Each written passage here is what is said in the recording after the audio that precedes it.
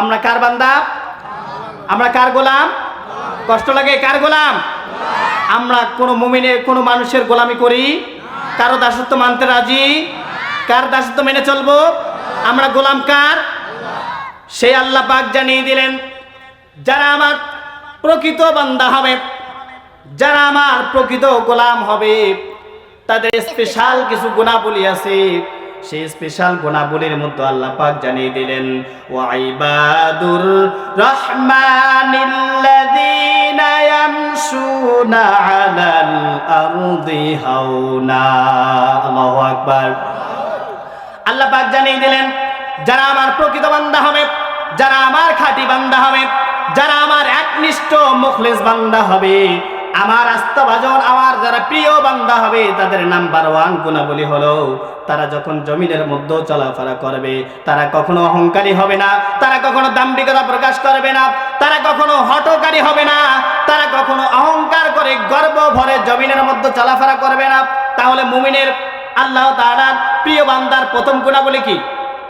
তারা অহংকার করবে কেন? করবে না।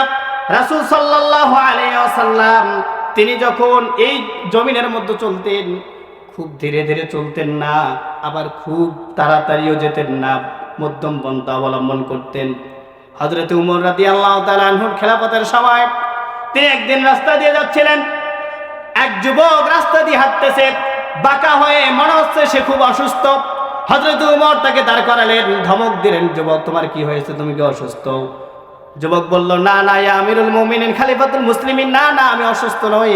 উমর রাদিয়াল্লাহু তাআলা বলতেছেন, তাহলে এইরকম করে হাঁটো কেন? আগামীকাল থেকে তোমাকে এরপরে যদি কোনোদিন দেখে এইভাবে হাঁটা, তাহলে তোমাকে চাবুক মারা হবে। তাহলে এখান থেকে বোঝা যায় মুমিন কখনো দুর্বল মন নিয়ে চলাফেরা করবে না। তার মনে সবসময় ইমানি সতেজ থাকবে, তেজ থাকবে, ইমানের তার মধ্যে দাবি থাকবে। সে কখনো কাপুরুষের মতো জমিনের মধ্যে চলাফেরা করতে পারে না। এরপরে আসেন, আল্লাহ পাক জানিয়ে দিলেন, যারা তার খাস বান্দা হবে, তারা কখনো অহংকারী হবে না।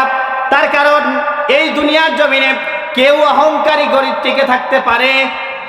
কেউ টিকে থাকতে পারে নাই। আপনি ইতিহাস খুঁজে দেখেন, যারাই অহংকারী করেছে, যারাই নিজেকে প্রকাশ করেছে দাম্ভিকতার সহিত, যারা নিজের মধ্যে অহংকারী ভাব এনেছে, প্রকাশ করেছে, তারা নাই থাকতেও পারবে না, পূর্বেও ছিল না, এখনো তারা পারবে? নমরুদ পারছে, ফিরাউন পারছে, হামান পারছে, আবু জেহেল পারছে, তারা পারে নাই। কিন্তু তারা নাই, ইতিহাস থেকে শিক্ষা নেন, তারা অহংকার করে, আল্লাহর সাথে দাম্ভিকতা প্রকাশ করে, অহংকারী করে, আল্লাহর বিধানের বিরোধিতা করে জমিনের মধ্যে টিকে থাকতে পারে নাই। এমন চরম লাঞ্ছনা নিয়ে দুনিয়া থেকে বিদায় হয়ে চলে গেছে। আজ তাদের নাম শুনলে মানুষ গালি দেয়। ইতিহাস থেকে শিক্ষা নেন, আজকেও যারা অহংকারী করে, দাম্ভিকতা প্রকাশ করে, আপনারও একদিন নাম নেওয়ার মতো লোক খুঁজে পাওয়া যাবে। এই জন্য ইতিহাস থেকে শিক্ষা নেন, অহংকারী করবেন না। অহংকার করলে আল্লাহ সহ্য করে না। একটু চিন্তা করুন তো দেখি, একটু চিন্তা করুন তো দেখি। ও আমার এখন তো ভাইয়েরা, আমার একটু ভেবে দেখুন তো, আপনি কি ছিলেন? আপনার অবস্থা কোথায় ছিল? আপনি কোন পর্যায়ে ছিলেন? আপনি তো জন্মের আগে এমন এক পর্যায়ে ছিলেন, আপনাকে উল্লেখ করার মতো কিছুই আপনি ছিলেন না। এমন একটা পর্যায়ে ছিলেন, সামান্য এক লিল্লাহি তাকবীর, নারায়ে তাকবীর। সভাপতি সাহেবের আগমন, সভাপতির আগমন, নাগদাখলি বাড়ির পক্ষ থেকে নারায়ে তাকবীর।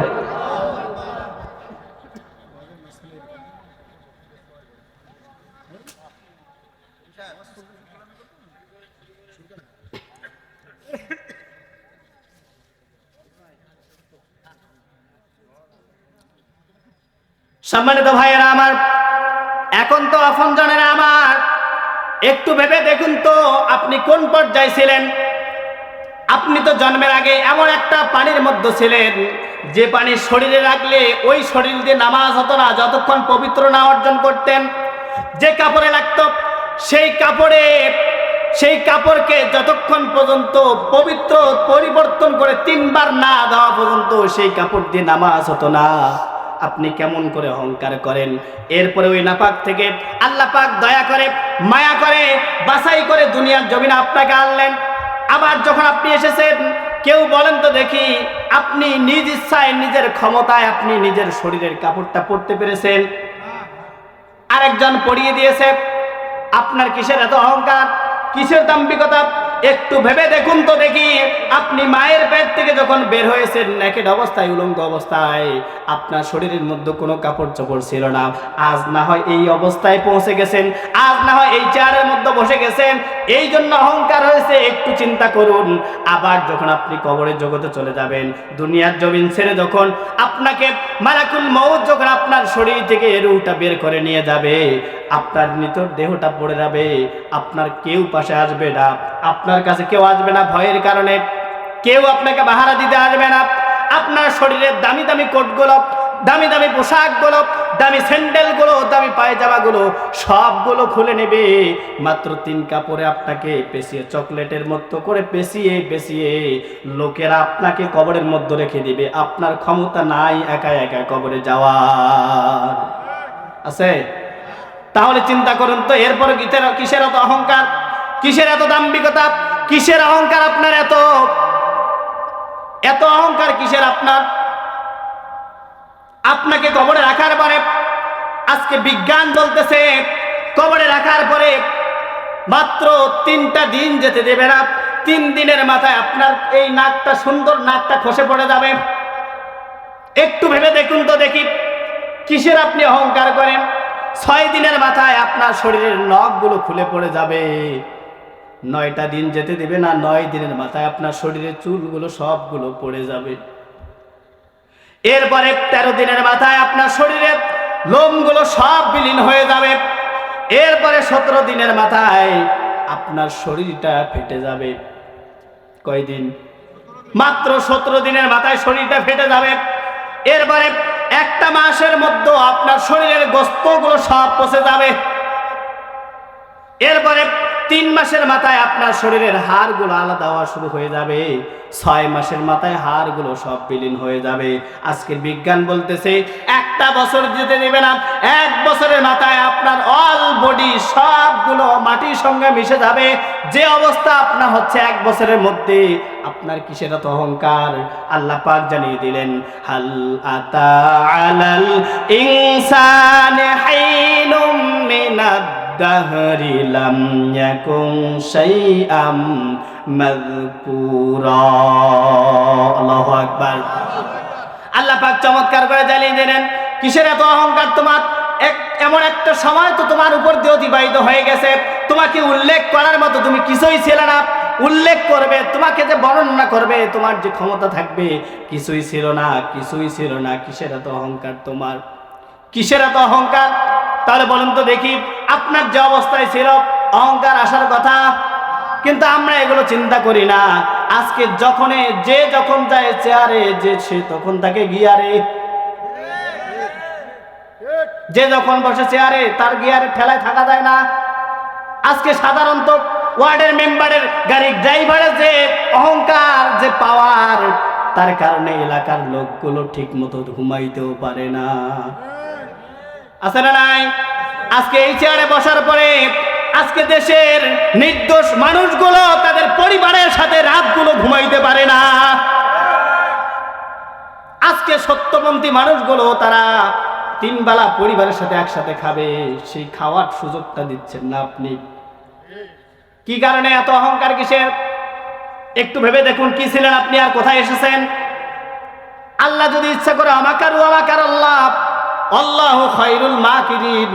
আল্লাহ যদি ইচ্ছা করে নমরুদকে মশা দিয়ে দুনিয়া থেকে বিদায় করে দিয়েছেন, ফিরাউনকে পানির চুবানি দিয়ে দুনিয়া থেকে বিদায় করে দিয়েছেন, আবু জেহেলকে বিদায় করে দিয়েছেন। ওখান থেকে শিক্ষা নেন। এর চাইতেও হয়তো বা অহংকারীর কারণে আল্লাহ পাক আপনাকে কঠিন লাঞ্ছনা দিয়ে দুনিয়া থেকে বিদায় করে দিতে পারে। এই জন্য এখনো সময় আছে, তওবা করে ফিরে আসেন। আর অহংকারী করবেন না যে নির্দোষ মানুষগুলো জেলখানায় পচতেছে।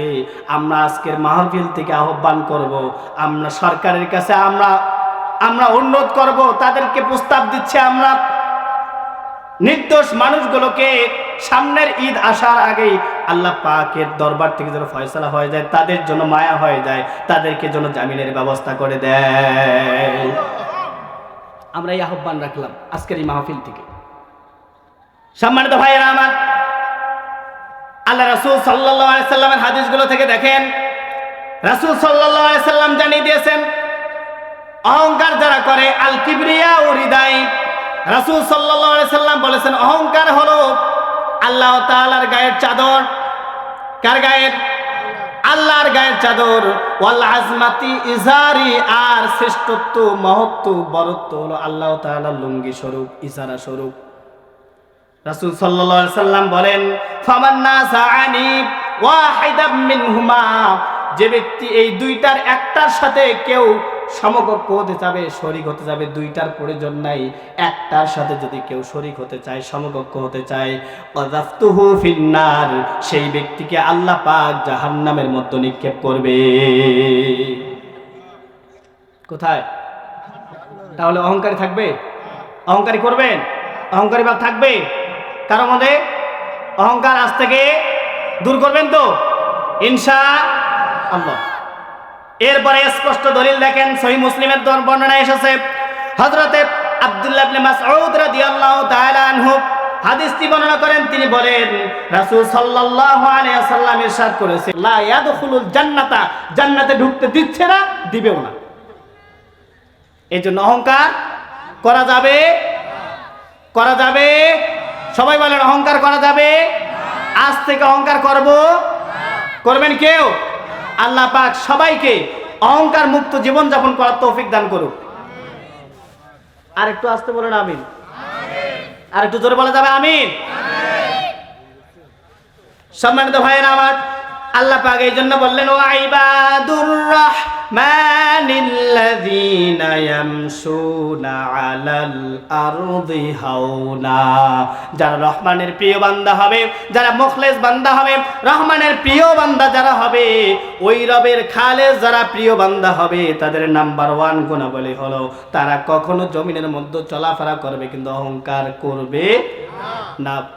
এরপরে আল্লাহ পাক বলেন 2 নাম্বার তাদের বৈশিষ্ট্য, নাম্বার 2, 2 নাম্বার হলো ওয়াইদা খাতাবাহুমুল জাহিলুনা ক্বালু সালামা। আল্লাহু আকবার। আল্লাহ পাক চমৎকার করে বললেন ওই রহমানের প্রিয় বান্দাদের 2 নাম্বার গুণাবলীটা হলো তারা কখনো মূর্খ লোকদের সাথে, অজ্ঞতা লোকদের সাথে কখনো তর্কে জড়াবে না। এই মূর্খ বলতে বিদ্যাহীন ব্যক্তি নয়, যার ভিতরে কোরআনের জ্ঞান নাই, যার ভিতরে দ্বীনি জ্ঞান নাই, যার ভিতরে ধর্মের কোনো জ্ঞান নাই, তাদের সাথে কখনো তর্কে জড়াবে না। কেননা তাদের সাথে তর্কে জড়ালে এই কোরআনের মান কমবে, ইসলামের মান কমবে। এই জন্য তাদের সাথে কখনো তর্কে জড়াবে না। আল্লাহ পাক সিস্টেম শিখিয়ে দিলেন, তাদের সাথে যখন তর্কের ভাব দেখা যাবে, ক্বালু সালামা, আসসালামু আলাইকুম, ভাই তুমি ওখানে থাকো, আমি চলে গেলাম। কে শিখিয়ে দিলেন? আল্লাহ। তার কারণ এই কোরআনের জ্ঞান যাদের সাথে নেই, তাদের সাথে তর্ক করলে লাভ না ক্ষতি? ক্ষতি। কে বলছেন? আল্লাহ বলছেন। এই জন্য সুন্দর সিস্টেম, তাদের সাথে তর্ক করা যাবে না। এরপরে আসেন, সময় যেহেতু কম, খুব সংক্ষেপে 3 নাম্বার গুণাবলী হলো আল্লাহ পাক জানিয়ে দিলেন ওয়াল্লাযীনা ইয়াবিতুনা লিরাব্বিহিম সুজ্জাদাও ওয়া কিয়ামা। আল্লাহু আকবার। আল্লাহ পাক চমৎকার করে জানিয়ে দিলেন 3 নাম্বার আমার প্রিয় বান্দাদের গুণাবলী হলো তারা সারা রাত ঘুমাবে না। ওয়াল্লাযীনা ইয়াবিতুনা লিরাব্বিহিম সুজ্জাদাও ওয়া কিয়ামা, রাত যখন গভীর হয়ে যাবে তারা সিজদায় পড়ে যাবে। কোথায়? সিজদায় পড়ে যাবে। কিন্তু আজকে আমাদের অভ্যাসটা হলো রাত 1টা 2টা পর্যন্ত ফোন চালাই, টিভি দেখি, সিনেমা দেখি, নাটক দেখি, সিরিয়াল দেখি। এরপরে রাত যখন গভীর হয়ে যায়, রব যখন আসমানে নেমে এসে ডাকতে থাকে মাইয়াদউনি মাইয়াসআলুনি আল্লাহ যখন ডাকতে থাকে ওই সময় আমরা ঘুমাইতে যাই। এটা রহমানের প্রিয় বান্দাদের গুণাবলী নয়। এই জন্য রহমানের যদি যারা কেউ প্রিয় বান্দা হতে যদি কেউ চায়, তাহলে রাতের শেষ ভাগে তারা সেজদায় পড়ে যায়। সুবহানাল্লাহ বলবেন না? কোথায়? সেজদায় পড়ে যাবে। কার পায়ে? আল্লাহর পায়ে। উসজুদ ওয়াকতারিব, আল্লাহ বলছেন সেজদা করো, আমার নিকটবর্তী হয়ে যাও। সুবহানাল্লাহ। আল্লাহর নিকটবর্তী হওয়ার সর্বোচ্চ একটা মাধ্যম, সবচাইতে যত কাছে আপনি যদি যেতে চান সেজদায় পড়ে যান, এর চাইতে আর কাছে যাওয়ার মতো রাস্তা নেই। সম্মানিত ভাইরা আমার, যারা রহমানের প্রিয় বান্দা হবে, 3 নাম্বার গুণাবলী কি? রাত্রে বেলায় কি করবে? তারা সিজদায় পড়ে যাবে। হযরতে আবু হুরায়রা রাদিয়াল্লাহু তাআলা আনহু তিনি বর্ণনা করেন, আন্না রাসূলুল্লাহ সাল্লাল্লাহু আলাইহি ওয়াসাল্লাম, রাসূল সাল্লাল্লাহু আলাইহি ওয়াসাল্লাম ইরশাদ করেছেন, ইয়ানজিলু রাব্বানা তাবারাকা ওয়া তাআলা কুল্লা লাইলাতিন ইলা সামাঈদ দুনিয়া। সুবহানাল্লাহ বলেন। আল্লাহ রাসূল সাল্লাল্লাহু আলাইহি ওয়াসাল্লাম ইরশাদ করেছেন, প্রত্যেকটা রাতে যখন রাতের 1/3 2/3 যখন পার হয়ে যায়, সুলুসাল লাইলা ইয়াবকা সুলুসাল লাইলাল আখার, যখন শেষ রাত অংশ, শেষ ভাগ যখন বাকি থাকে, ওই শেষ ভাগের মধ্যে সরাসরি আল্লাহ পাক এই দুনিয়ার আসমানের মধ্যে নেমে আসে। সুবহানাল্লাহ। কালকে রাস্তা কি কোন? সবাই বলেন সুবহানাল্লাহ। আর একটু জোরে বলেন। আল্লাহ রাসূল সাল্লাল্লাহু আলাইহি সাল্লাম জানিয়ে দিলেন, রাতের যখন শেষ ভাগ বাকি থাকে, কোন ভাগ? শেষ ভাগ যখন বাকি থাকে, আল্লাহ পাক ইলা সামাঈদ দুনিয়া, এই দুনিয়ার আসমানের মধ্যে নেমে আসে। আসার পরে কি করতে থাকে দেখেন, 5 ওয়াক্ত নামাজের জন্য আহ্বানকারীর জন্য একজন মসজিদে মুয়াজ্জিন থাকে, 5 ওয়াক্ত নামাজের জন্য আজান দেয়। কিন্তু এমন একটা নামাজ আছে যে নামাজের আজান দেয় সরাসরি আল্লাহ। কে আজান দেয়? আল্লাহ আজান দেয়। কি ভাষাটা দেখেন, হাদিসের ভাষাটা দেখেন, ইয়াকুলু ডাকতে থাকে। কে ডাকে? আল্লাহ ডাকে। তার মানে আহ্বান করতেছে। আজান মানে আহ্বান, ডাকা। রাসূল সাল্লাল্লাহু আলাইহি ওয়াসাল্লাম বলেন, ইয়াকুলু ডাকছে, ডাকতে থাকে, মাইয়াদউনি, কেউ কি আছে আমাকে ডাকার মতো? ফাস্তাজিবা লাহু, আমি তার ডাকে সাড়া দেব। আর একটু জোরে বলা যাবে সুবহানাল্লাহ। কে ডাকতেছেন? আল্লাহ ডাকতেছেন। মাইয়াদউনি, যে আমাকে ডাকবে, ফাস্তাজিবা লাহু, আমি তার ডাকে সাড়া দেব। এরপর আল্লাহ পাক বলেন, মাইয়াসআলুনি, যে আমার কাছে কিছু চাবে, ফাআতিয়াহু, আমি তাকে দান করে দেব। যে চাইবে, যা চাইবে আল্লাহ পাক তাকে দিয়ে দিবে। সুবহানাল্লাহ। এরপরে মাইয়াস্তাগফিরুনি, গুনাহ করতে করতে জীবনটা শেষ করে দিয়েছে, নফসটাকে কলুষিত করে ফেলেছে, যে ব্যক্তি আমার কাছে ক্ষমা চাবে, ফাগফির লাহু, আমি তাকে ক্ষমা করে দেব। কেমন করে ক্ষমা করে দেবে? রাসূল সাল্লাল্লাহু আলাইহি সাল্লাম জানিয়ে দিয়েছেন, সে যদি মুখলিস ভাবে, একনিষ্ঠভাবে তওবা করে, ওই রাতে আল্লাহর কাছে যদি মাফ চায়, রাসূল সাল্লাল্লাহু আলাইহি সাল্লাম বলেছেন, তার তওবার কারণে চোখের পানি যদি নাকের ডগা আসার আগেই তার জীবনের সমস্ত অপরাধগুলো আল্লাহ পাক ক্ষমা করে দিবে। চিন্তা করেন, তাহলে আমাদেরকে কি করতে হবে? শেষ রাতে বেশি বেশি করে চাইতে হবে।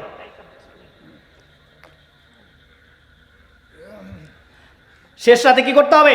তাহাজ্জুদের জায়নামাজে পড়ে সিজদায় পড়ে যেতে হবে। পারবো তো নাকি? রহমানের প্রিয় বান্দা যদি হতে চাই, আমরা শেষ রাতে কি করব? আল্লাহ তাআলার ইবাদত বন্দেগীর জন্য সিজদায় পড়ে যাব। করব তো ইনশাআল্লাহ।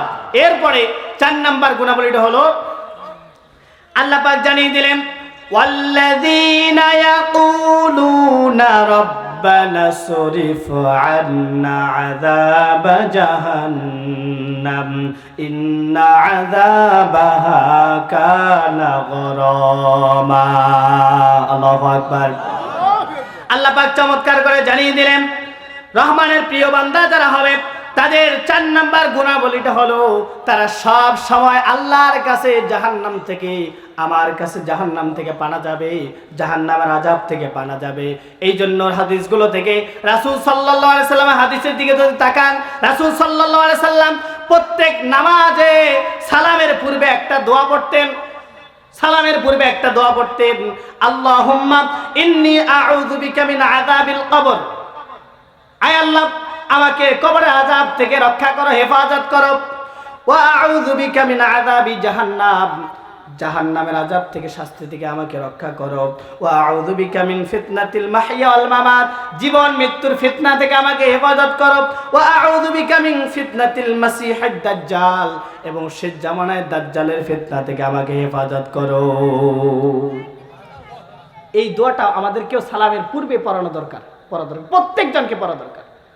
তার কারণ যদি আমরা রহমানের প্রিয় বান্দা হতে চাই, তাহলে আমাদের এই গুণটা তৈরি করতে হবে।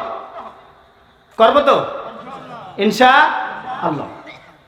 সম্মানিত ভাইয়েরা আমার, এরপরে 5 নাম্বার গুণাবলীটা হলো আল্লাহ পাক জানিয়ে দিলেন, ওয়াল্লাযীনা ইযা আনফাকু লাম ইউসরিফু ওয়া লাম ইয়াকতুরু ওয়া কানা বাইনা যালিকা কওয়ামা।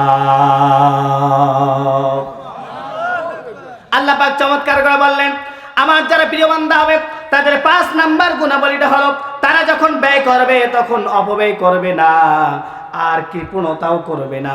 তারা ব্যয় করবে, অপব্যয় করবে না, এবং কৃপণতাও করবে না। কি করবে না? কৃপণতাও করবে না। কিন্তু আজকে যখন আমরা দানের কথা বলি, আল্লাহর পথে ব্যয়ের কথা বলি, তখন আমাদের মুখগুলো কালো হয়ে যায়, পকেট থেকে টাকা বের হতে চায় না। আছে না নাই? এরকম ব্যক্তি আছে না নাই? টাকা দিতে চায় না। তাহলে আপনি যদি রহমানের প্রিয় বান্দা হতে চান, আপনাকে 5 নাম্বার গুণাবলী অর্জন করতেই হবে। না হলে এই গুণ যদি বাদ দেন, আল্লাহ পাকের খাতায় আপনি প্রিয় বান্দা হতে পারবে না। তাহলে আমাদেরকে প্রিয় বান্দা যদি হতে হয়, তাহলে আমাদের কি করতে হবে? আল্লাহর পথে ব্যয় করতে হবে, খরচ করতে হবে। অর্থ সম্পদ দিয়েছেন কে? সম্পদ দেওয়ার মালিক কে? আমাদের টাকা পয়সা দিয়েছেন কে? ধন সম্পদ ক্ষমতা এলো দিয়েছেন কে? সব কিছু আল্লাহ দিয়েছেন। যদি আপনি আল্লাহর পথে যদি ব্যয় না করেন, আল্লাহ কেড়ে নিতে কি সময় লাগবে? সময় লাগবে? সময় লাগবে না।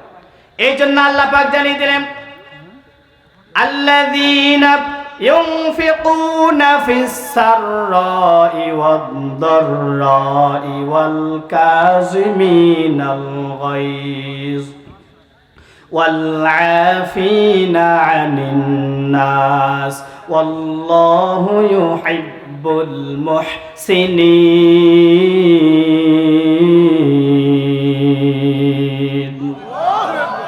আল্লাহ পাক জানিয়ে দিলেন, আল্লাযীনা ইউনফিকুনা ফিস সাররাই ওয়াদ দাররাই ওয়াল কাযিমিনাল গায়জ, যারা আমার প্রিয় বান্দা হবে, যারা আমার মুখলিস বান্দা হবে, প্রিয় বান্দা যারা হবে, তারা সচ্ছল অসচ্ছল অবস্থায় সব সময় তারা দান করবে, ব্যয় করবে। কে বলছেন?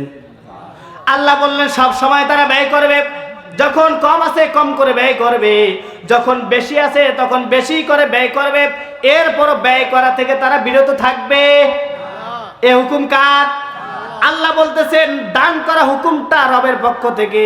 আল্লাহ পাক সরাসরি 2 নম্বর সূরা বাকারার 195 নম্বর আয়াতের মধ্যে জানিয়ে দিলেন, ওয়া আনফিকু ফি সাবিলিল্লাহ, আমার দেয়া সম্পদগুলো, রিজিকগুলো আমার পথে তারা খরচ করবে। কার হুকুম? কার হুকুম? আল্লাহর হুকুম। ব্যয় করতে হবে কার পথে? সম্পদ দিয়েছেন কে? খরচ করতে হবে কার পথে? আল্লাহর পথে খরচ করতে হবে। এরপরে আল্লাহ পাক জানিয়ে দিলেন, ইয়া আইয়ুহাল্লাযীনা আমানু আনফিকু মিম্মা রাযাকনাকুম মিন ক্বাবলি আইয়াতিয়া ইয়াউমুল লা বাইউন ফীহি ওয়ালা খুল্লাতুন ওয়ালা শাফাআ ওয়াল কাফিরুনা হুমুজ জালিমুন। আল্লাহ পাক জানিয়ে দিলেন, ওহে মুমিনগণ শোনো শোনো, আনফিকু, তোমরা ব্যয় করো, মিম্মা রাযাকনাকুম, আমি যে তোমাদেরকে রিজিক দিয়েছি ব্যয় করো, মিন ক্বাবলি আইয়াতিয়া ইয়াউমুল লা বাইউন, ওই দিনটা আসার পূর্বে, যেই দিন কোনো ক্রয় বিক্রয় চলবে না, যেই দিন কোনো বেচাকেনা চলবে না, যেই দিন কোনো সুপারিশকারী চলবে না, যেই দিন কোনো সাহায্যকারী থাকবে না, ওই দিনটা আসার পূর্বে, তার মানে কিয়ামতের দিবসটা আসার পূর্বে তোমরা ব্যয় করো। তাহলে সম্পদ দিয়েছেন আল্লাহ। আল্লাহ আবার ঘোষণা করলেন সম্পদ ব্যয় করতে হবে মৃত্যু আসার পূর্বে। আপনার মৃত্যু কবে হবে কেউ কি জানি আমরা? কেউ জানেন? এই গ্যারান্টি কারো কাছে আছে? ওয়ারেন্টি কারো কাছে আছে? যদি না থাকে সব সময় ব্যয় করতে হবে। এরপরে আল্লাহ পাক বললেন যারা দান করে তাদের মর্যাদা কখনো কমে, তাদের সম্পদ কখনো কমে। কে বলছেন কথা? কে বলছেন? সন্দেহ আছে কথার মধ্যে? আল্লাহ যেখানে বলতেছেন কোনো সন্দেহ থাকার কথা নয়। আল্লাহ পাক জানিয়ে দিলেন মাসালুল লাযিনা ইউনফিকুনা আমওয়ালাহুম ফি সাবিলিল্লাহি কামাসালি হাববাতিন আম্বাতাত সাবআ সানাবিলা ফি কুল্লি সুমবুলাতিন মিআতু হাব্বা ওয়াল্লাহু ইউদাঈফু লিমান ইয়াশা ওয়াল্লাহু ওয়াসিউন আলীম।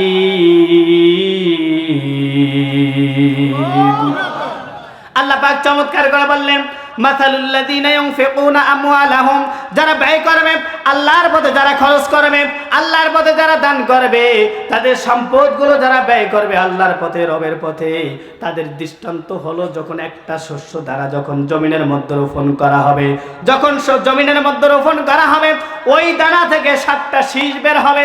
প্রত্যেকটা শীষে 100 করে যদি দানা থাকে 7টা শীষে কত দানা হবে? কত হবে? একজন বলছে 70। কত হবে? সন্দেহ আছে? তাহলে কাটছেন কয়টা? একটা। হবে কয়টা? 7 থেকে 700। একটু চিন্তা করুন তো, দিয়েছেন কে? আল্লাহ যদি ইচ্ছা করতেন, আপনি একটা আলু লাগাইছেন, ওই আলুর গাছটা 10টা না ধরে আলুটা পোকা দিয়ে খাওয়াই দিত, পারতেন কিনা? পারতেন না? এই যে আপনি রোয়া লাগাইছেন, 2টা গাছ লাগাইছেন, আল্লাহ যদি ইচ্ছা করতেন লেদা পোকা দিয়ে কাটা দিতে পারতো না? কিন্তু দেয় না কেন? বান্দার জন্যই দেয় না, দয়া করে মায়া করে এই জন্য দেয় না। আল্লাহ বলতেছে এত সম্পদ দিলাম, বান্দা আমার পথে খরচ করো, আরো বাড়িয়ে দেবে। আপনি 1 টাকা দান করলে আপনাকে 700 গুণ বৃদ্ধি করে দেবে। সুবহানাল্লাহ বলেন। কিন্তু আমরা সেই দানের ব্যাপারে কৃপণতা করি। আল্লাহ বললেন ওয়াল্লাহু ইউদাঈফু লিমান ইয়াশা, 700 শুধু নয়, আমি যাকে ইচ্ছা তাকে আরো অঢেল পরিমাণ সম্পদ দেব। সুবহানাল্লাহ বলবেন না? এই জন্য আমি তো প্রায় এই কথাটা বলি, যদি কেউ ধনী হতে চায়, কারো মনের মধ্যে যদি ধনী হওয়ার চিন্তাটা থাকে, সেই জন্য বেশি বেশি আল্লাহ রাস্তায় খরচ করে। যদি কেউ ধনী হতে চায়, কার পথে খরচ করবে? তার কারণ আল্লাহর পথে খরচ করলে সম্পদ কমবে না। হাদিসে কুদসির মধ্যে একটা হাদিস এসেছে, রাসূল সাল্লাল্লাহু আলাইহি ওয়াসাল্লাম জানিয়ে দিয়েছেন যে ব্যক্তি আল্লাহর পথে ব্যয় করবে, আল্লাহ পাক সরাসরি বলতেছেন যে আমার পথে খরচ করবে, বনি আদম সন্তানরা যদি আমার পথে খরচ করে ব্যয় করে, আমাকে যদি দান করে, আমি রব ঘোষণা দিচ্ছি তাদেরকে আমি দান করব। আল্লাহ যদি কাউকে দান করে তার অভাব থাকবে? অভাব তো থাকবে না। এরপর আল্লাহ পাক বললেন দান করতে গেলে একটি বিষয় মাথার মধ্যে চিন্তা রাখতে হবে। কি চিন্তা? আল্লাহ পাক সেটাও সমাধান করে দিলেন। ইয়া আইয়ুহাল্লাযীনা আমানু আনফিকু মিন তাইয়্যিবাতি মা কাসাবতুম ওয়া মিম্মা আখরাজনা লাকুম মিনাল আরদ ওয়া লা তায়াম্মামুল খাবিসা মিনহু তুনফিকুন। আল্লাহ পাক চমৎকার করে বললেন, হে মুমিনগণ শোনো শোনো, আনফিকু তোমরা ব্যয় করো, মিন তাইয়্যিবাত পবিত্র বস্তুগুলো, মা কাসাবতুম তোমরা যেগুলো উপার্জন করো, ওয়া মিম্মা আখরাজনা লাকুম মিনাল আরদ আর তোমাদের জন্য আমি জমিন থেকে যেগুলো বের করে দেই। তার মানে আল্লাহ বললেন মা কাসাবতুম তোমরা 2 হাতে যেগুলো উপার্জন করো সেইগুলো, আর অমিম্মা আখরাজনা লাকুম মিনাল আরদ আমি তোমাদের জন্য জমিন থেকে যেগুলো বের করে দেই, যেগুলো খাবার রাজি বের করে দেই, তোমাদের রিজিকের জন্য ভান্ডার থেকে যেগুলো আমি বের করে দেই, সেইগুলো থেকে হালালান তাইয়্যিবা যেগুলো পবিত্র সেগুলোই শুধু ব্যয় করতে হবে। ওয়ালা তায়াম্মামুল খাবিসা মিনহু তুনফিকুন অপবিত্র বস্তু দান করা ব্যয় করার চিন্তাটাও যেন মাথার মধ্যে না আসে।